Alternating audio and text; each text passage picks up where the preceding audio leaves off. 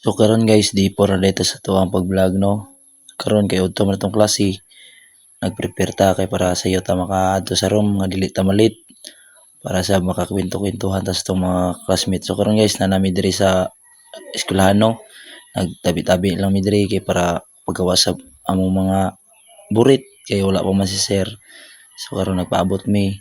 So naanagid si sir sa tong room guys, nanapon mi diri para sa reporting. So karon guys, nag-andam na gyud ang reporter no para sa ilahang presentation. So karon guys, na ang mga reporters to nga. O grabe gyud ni si pare Gintapa. Shoutout nimo pre. Grabe pud kabutan ni nga bata.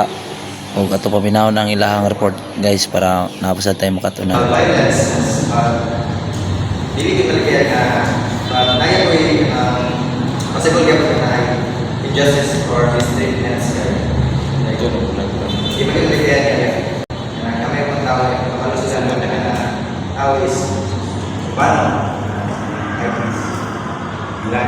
So mga to guys no, thank you for watching. See you sa next vlog. Bye bye. Mahal kita Pilipinas.